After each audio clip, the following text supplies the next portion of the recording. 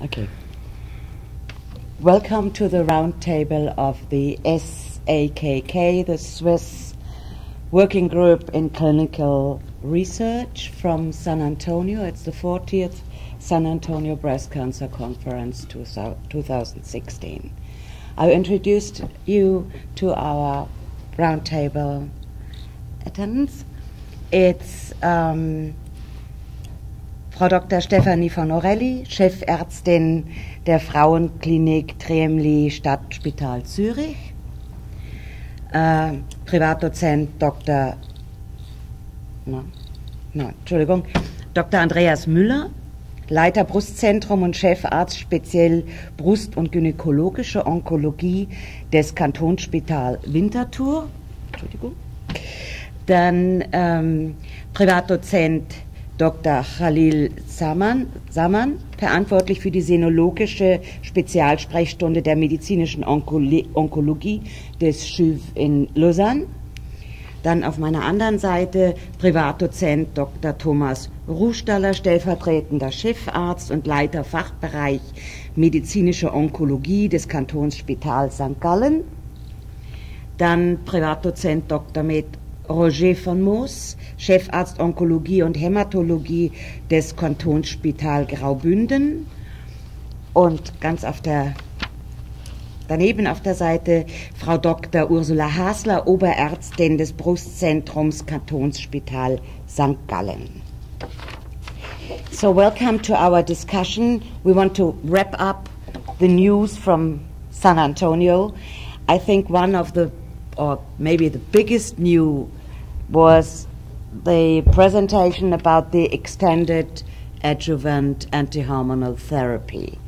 Who of you wants to say something to that?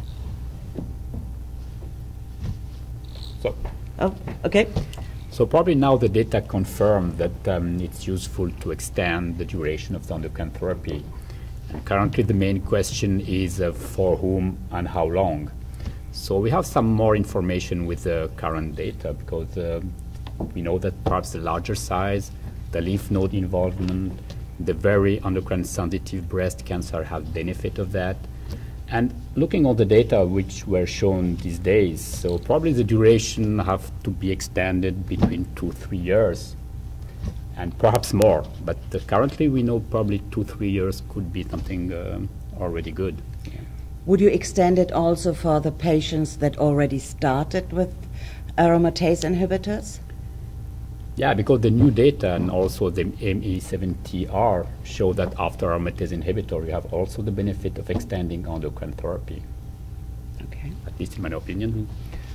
We have the data to show that in terms of disease-free survival, we have an advantage. We have no advantage in terms of overall survival.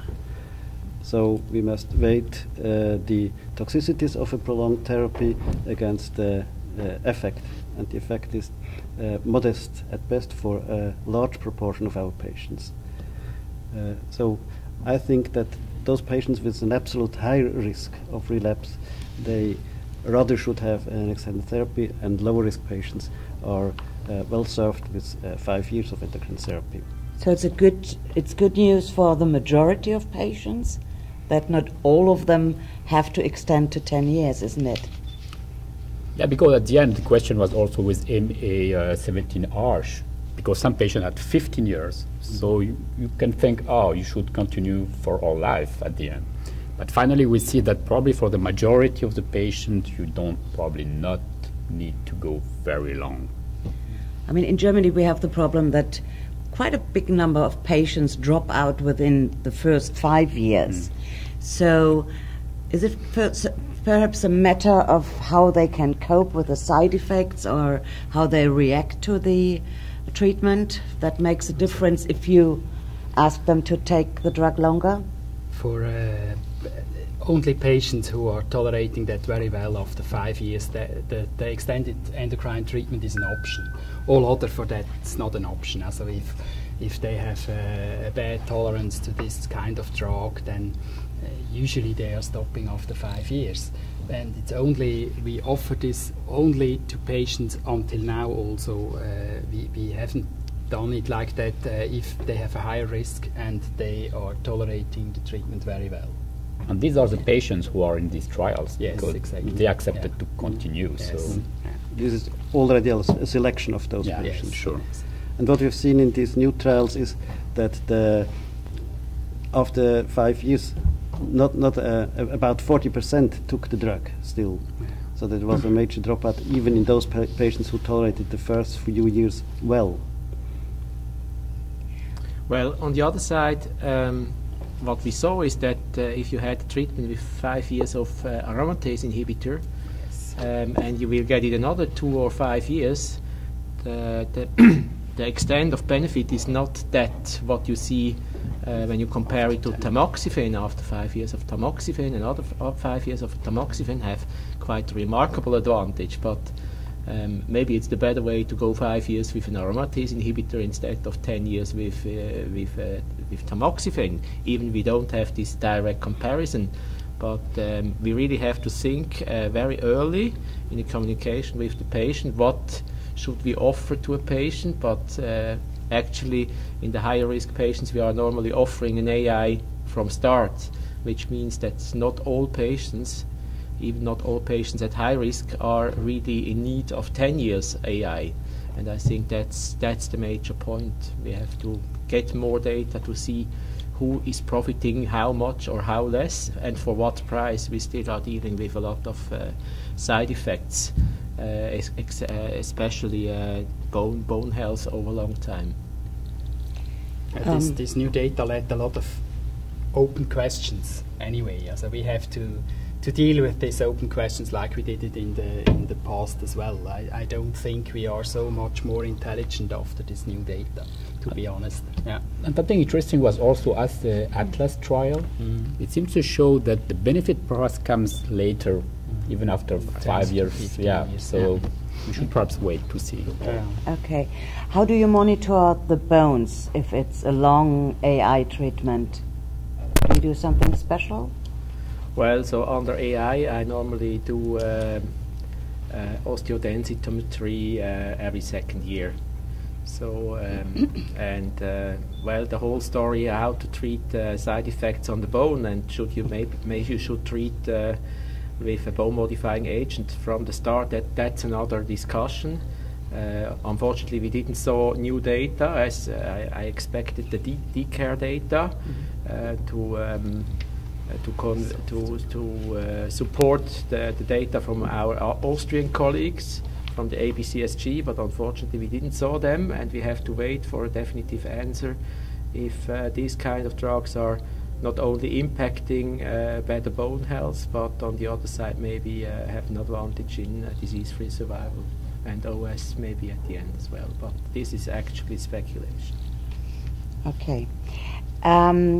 We had a very good presentation, an interesting presentation from American colleagues here, that how radiotherapy influences the outcome of the look of the breast reconstruction and the So kind after of breast reconstruction. breast reconstruction, because in the States you have much more mastectomies than in many other countries. So very many women have breast reconstruction, and if they then have radiotherapy. What did this presentation tell us? Maybe Dr. von Orelli can answer. Okay. I think it's very important to see how the reconstruction is made, because they told us that the direct reconstruction with healthy tissue from the women is not so bad as if the reconstruction with prosthesis. So I think it's very important to discuss with the women, because there are very big operations, there's a very huge surgery we have to make with these women when we can't do any more the reconstruction with silicone. And I think we have to discuss that carefully with the woman, because sometimes, in my opinion, sometimes the woman looks at the result, she tells me, oh, it's beautiful, and I think, oh no, it's terrible. But I think it's very individual how the woman feels with the breast. And I think the expectations are different. Absolutely. What the outcome should be. So, may I interrupt? yes. the main goal of this trial was not to look after the cosmetic result, but after complications. And it was reassuring to see that autologous tissue implants, not implants, reconstructions, had no more complications when they were radiated and as then they were not. Okay. That was reassuring to see. But probably most of the patient was irradiated before the reconstruction, yeah, because there was a delay between the surgery and then. It was not the skin. That was quite unclear in the presentation, the Yeah. timing of the radiotherapy to the reconstruction. But when I remember in the right way, it was 3/4 of all had an immediate reconstruction, like it is done in the United States. So they were, most of them were irradiated afterwards. Yeah. And in contrary, those with implants had a very high complication rate when they were irradiated after the implant. Yes. So that you should not do. Yeah. That is the message of this presentation, was if you have an autologous implant, you should not afterwards irradiate this patient. So you should do that before and with a Before what, sorry? To put in an expander first, then irradiate, and afterwards to do the implantation. As we do it. Excuse me. Yeah, as is the standard. Yeah. Okay. What about, we had a presentation on circulating tumor cells. So, are they something for the daily practice so far? So again, as the ctDNA in the blood, the circulating cells are also very interesting because they are easily accessible, and you can have a follow-up of the patient without biopsies and these kind of things. So when here the results was very convincing, because the quantity of the cells was an information, the presence or not of the cells was an information. And for all our patients for whom we want to give adjuvant therapies like chemotherapy or also extended endocrine therapy, it could be useful for them also for their motivation. If you find some of these cells, then you tell, okay, we have somehow more risk. It's not 100% risk of relapsing, that's sure, but somehow more. Then perhaps it's good to do this more aggressive treatment. So I think it's a very important information if it's confirmed in the future, and accessible in the clinic. The goal is to omit adjuvant chemotherapy if you have no circulating tumor cells after primary treatment. Currently, it's not sure, I think. We don't have this information clearly. Yeah. This would be the goal, but we have to show if this works. Exactly. Yeah. So we need new trials for that? Well, if you remember back to the 90s, when Ingo Diehl has done all the bone marrow aspirates, he found, I think it was up to 1/3 of the patient, he found tumor cells in the bone marrow. And to make the long story short, this was not of any prognostic value for survival, because these tumor cells, they are circulating somehow, and that's not new. But with the new techniques, we have a much better situation to detect them. But the interpretation of the data for me actually is quite unclear. We can use it later on, maybe first in the palliative setting to see how our therapy works, and maybe we see a progression even on an earlier time point than in the CT scan. At least in colorectal cancer, this is already working. Maybe this works in breast cancer as well, but actually we are not there where we should be. And it's something not for clinical practice at the moment. Okay. And but in this presentation was shown that the CTC, more than 2 cells was the cutoff, showed an additional information about prognosis compared to only the clinical information. But it can be useful also in the clinical trials to stratify the patient, as we do it with pathological complete response, and to decide if the patient need to have something more, perhaps. This could be useful. My question is, if you have now heard several presentations about the ctDNA compared to the CTC, I cannot weigh that. What is now the future? What will bring the future? I'm not enough basic researcher to judge that. Sure, yeah. But it would be appealing to have this liquid PCR so that we can change, that we can emphasize less on chemo. So this would be practical changing. And what's really not surprising, but it's that the baseline data are the most important. The baseline CTCs. So Yes, at yes. baseline is also the signature baseline, and the biology is also initial. So that's a problem because you want to know it later, but it seems that only the baseline gives the most important information. But it's purely prognostic information. What we like to have is predictive information. Sure. What we don't have yet. Yeah. But so for the moment, it's only booster trials? Yes. Sure. Yes. Yeah. Okay. So another topic that came up with several presentations are side effects of, or what patients or you as physicians can do about side effects of the treatments. So we saw a presentation about scalp cooling. Do you want to say something? This is really practice changing, I think. This lady presented data on first worldwide randomized trial with scalp cooling in early breast cancer, taxane or anthracycline based, and it was a real success. Those women randomized to the scalp cooling, this is the Paxman continuous cooling system, had a huge benefit. 50% didn't really lose hair, which is an enormous amount. So the question about safety, like scalp metastases, wasn't precisely addressed, but she was reassuring that these metastases would be anyway very seldom, and it would be a safe procedure. So maybe if we go back on Monday, we should reconsider this. We are using this Paxman for many years now, and I thought we should have done this trial ourselves. So quite easy trial, and but I was surprised that 20% of the patients receiving anthracyclines still had the hair of the cooling with Paxman, because we are not recommending the patients to use it. It's not so comfortable, this coldness on the head and the scalp, and but we are not recommending that with anthracyclines. We are using that for taxanes.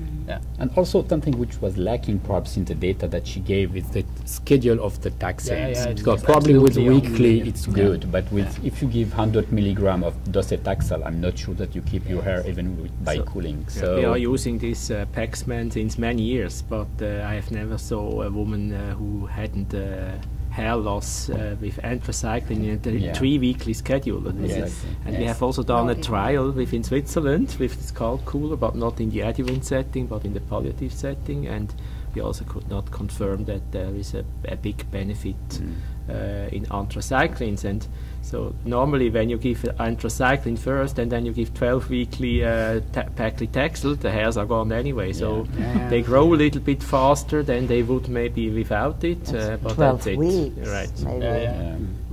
Yeah, but it was also unclear in this presentation for me that we are using anthracyclines followed by taxanes, and here we're always distributed between the anthracyclines and taxanes alone. So that was a little bit strange.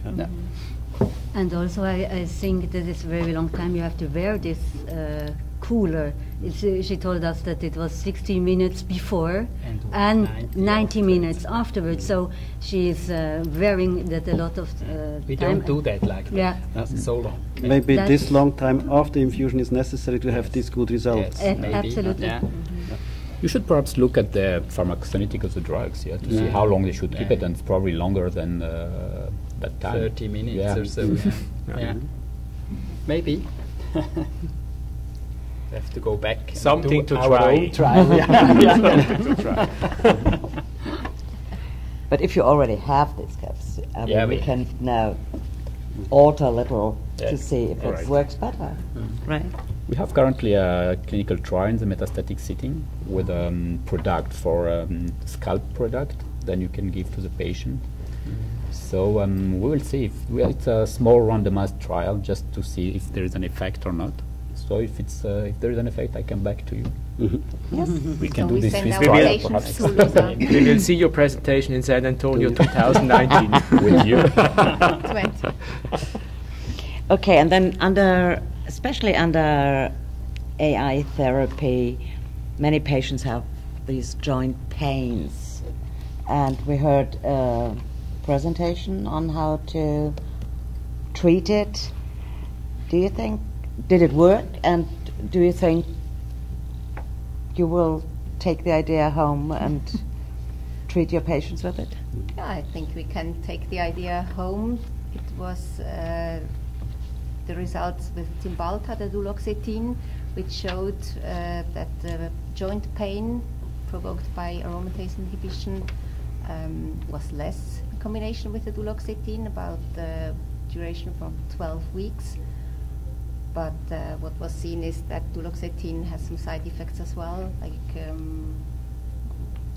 gastrointestinal side effects. And what was really the good news, that the placebo did very well. Yeah. So let's hope for this. If we have an alternative to SSRI, which usually are helpful, but this was especially the topic on joint pain, which was investigated in this trial. Yeah, it was interesting, but I don't think at this price of side effects we should introduce this drug. What was interesting to see is that the effect came rather fast after 2 to 3 weeks, and then the effect diminished. After 12 weeks there was almost no difference between placebo and duloxetine. So maybe for some patients who suffer very severely and consider to discontinue the AI, it could be a possibility to start with duloxetine and end it if it doesn't work after 2 to 3 weeks, or if it has too much side effects. But it is certainly not an option for all of our AI patients, but for some.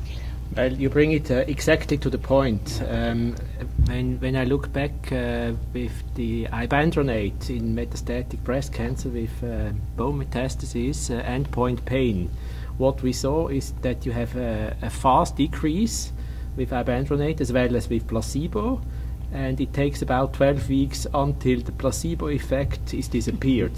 And these curves have reminded me exactly to that phenomenon. And the question would be, what would happen if you treat the patients more than 12 weeks? And as I interpret, there is no effect after that. They didn't do longer than 12 weeks because they had a placebo group, and they didn't want to expose patients to more than 12 weeks placebo. But they had a nice effect, even on placebo. So we could give them placebo. Yeah, and Patricia Ganz, as the discussant, was quite relativated a little bit the amount of difference in this quality of life pain score. Was only 1 point difference between placebo and which would be the meaning of that minus 1 point. Yes, also, I don't know if that is really another option for us. But I mean, you usually have the patients that don't feel that they are really ill. I mean, they have the pain because of the treatment. And now you put a drug on top to help with the pain, but they're somehow getting ill. You cause some more. You know. Certainly. So I think you really have to. But at least we use sometimes these drugs already for example, for strong hot flashes. Hot flashes we are using. And for some patients it works, and for some patients it doesn't work. And probably it's the same for the pain. And probably we should not wait a lot before to start, because if they have very strong pain, then they want to stop, and it's not possible to continue. So when it starts to be somehow difficult, perhaps to try it. If it works, okay, you keep it. If it doesn't work, stop it. So. And we see fast if it works. Yeah. That's good. Yeah, that's good. Yeah. Okay, and we had the results of 2 trials here as well. The pre-ECOG with fulvestrant and everolimus. Who wants to talk about that? Maybe Dr. Zaman is the expert in the field. So I think it's going to be useful for the clinic, because sometimes your patient has received one drug before the other and these kind of things. And currently we have somehow to keep the exemestane at the moment for when you can use it with everolimus. If we know that, if it's known and accepted that now we can mix it also with fulvestrant, and so Probably it gives more choices for each patient at which step you are, what she has already received before, to give them the combination which you can do. Especially that now you have the CDK4/6 inhibitors coming also. So I think it's very useful for the clinic to leave you more choices. Yeah. But we have to keep in mind that by the regulatory agencies, we do not have the possibility to give everolimus together with fulvestrant. Currently, yeah. Maybe this will change. And it's also a little bit research of the obvious. Everyone could expect this kind of result with the other drug, and the control arm was only fulvestrant alone, I think. So quite a poor control arm, but yes, it's interesting, not more, and we have the problem with this insurance, with the license. Yeah, but now you can send at least a letter to the insurance with something stronger. That's correct. Yeah. So you increase the price for fulvestrant, but you may need a little bit less of everolimus. Okay, and then yesterday we had the BEL 3 trial. So it's a new drug. Who wants to say something to this? In my opinion, it's probably very important because you had the Fergie trial, which was negative, but the patients had a lot of adverse events and they had to adapt the doses. And then you had BEL 2, which was positive. And then you didn't really know, does it work or does it not work? So I think to have a second trial which shows at least an effect, a significant effect, then we can discuss if it's enough strong or not. But at least the effect is there, so we can tell, okay, this is a choice, now we have to know how to use it and for whom. Yeah. But that were patients after an AI, patients needed to have had also everolimus and an AI, and then progressive on that, and then they started buparlisib plus what was it, plus fulvestrant versus fulvestrant alone. And that was quite unethical to put this more than 400 patients after AI progressive, everolimus progressive on fulvestrant alone. And they had a progression-free survival of 1.8 months. Also that means it was useless. And that's also a little bit research of the obvious. If you take a control arm who is, everyone knows, nobody would do that outside of a trial.